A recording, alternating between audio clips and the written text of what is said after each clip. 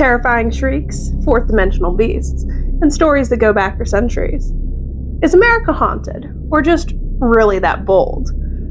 Welcome to the Meli LynnLee Variety Show, where today we're talking ghosts, Bigfoot, and American hauntings. Subscribe below. Let's get started.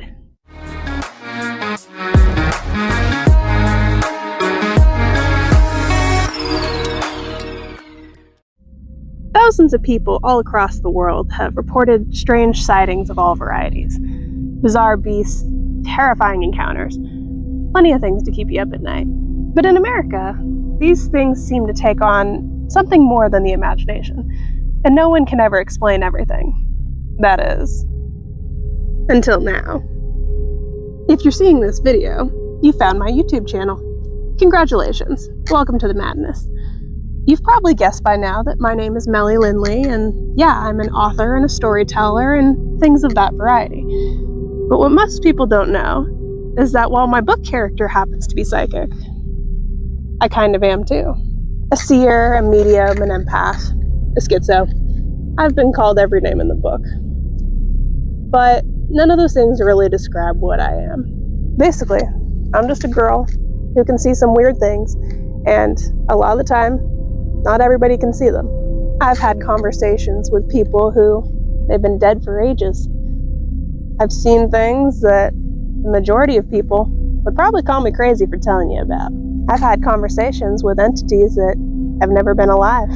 I don't usually try to convince people about anything I can do, but I usually don't have to. I'm just here to take you some cool places, tell you some cool stories, and tell you what I see when I get there. Besides, who doesn't like a good mystery? Let's take a trip.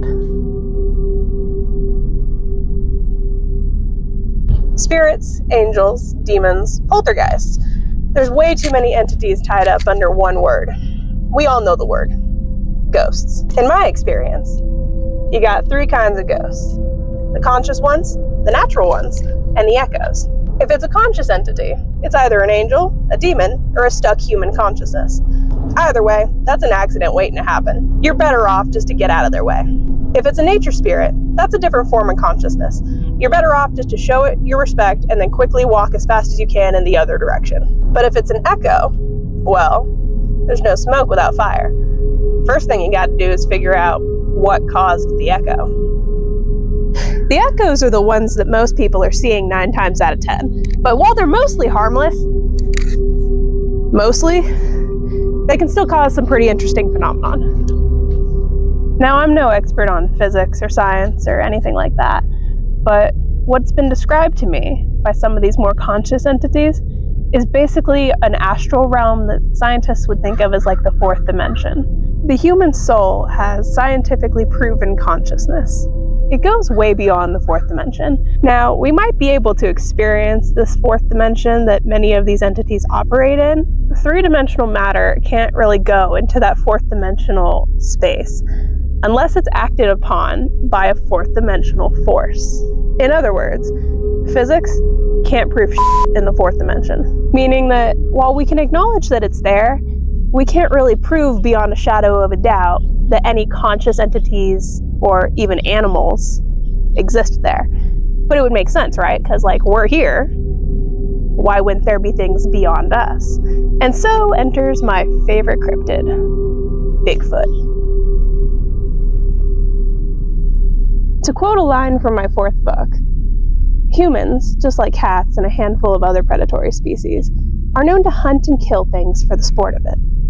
If I explained to you that there are energy beings out there who torture you in the same ways, you'd be constantly looking over your shoulder, and paranoia would descend indefinitely.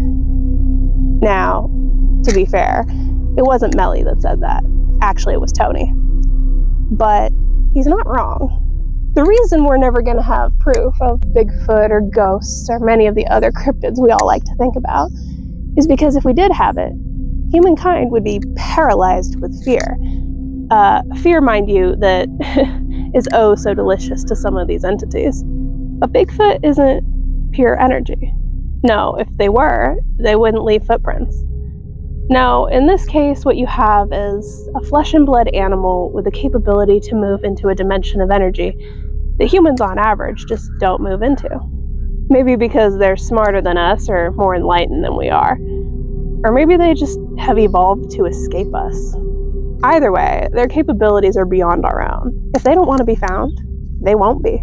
And the ones who slip up, well, there's people in place to help them hide. It benefits humanity that they stay a legend. At least, for now it does.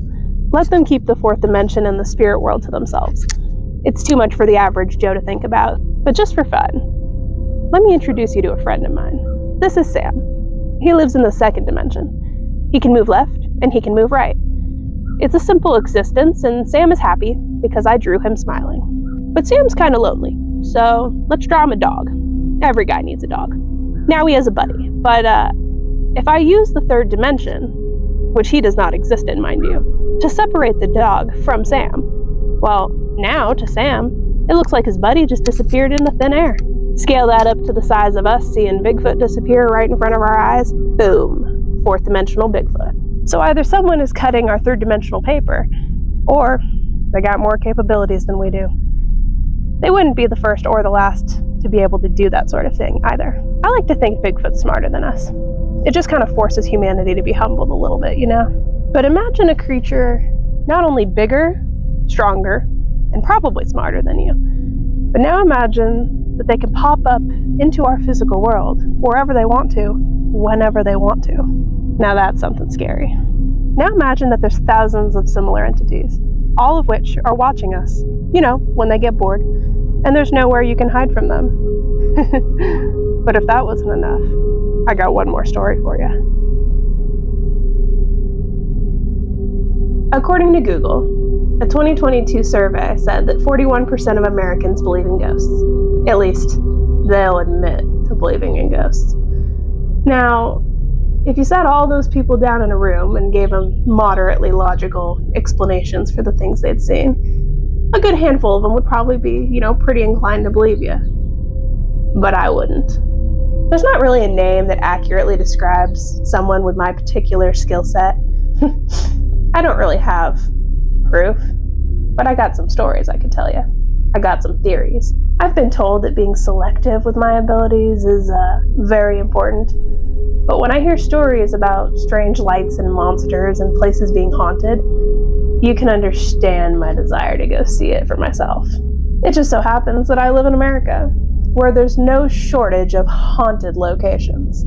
So that's what I'm gonna do. I'm gonna visit all these places, take you with me, and tell you what I see. But like I said, I'll let you decide what you believe. Regardless, it'll be a cool story. And for those of you in the comments who are going to tell me I'm crazy or that I need Jesus, don't worry, fam. He's already got me covered. My name's Meli LynnLee. Join me on my exploration of everything paranormal and unexplainable. Subscribe below to keep the episodes coming. God bless. Naidok in the hamo. See you in the stars.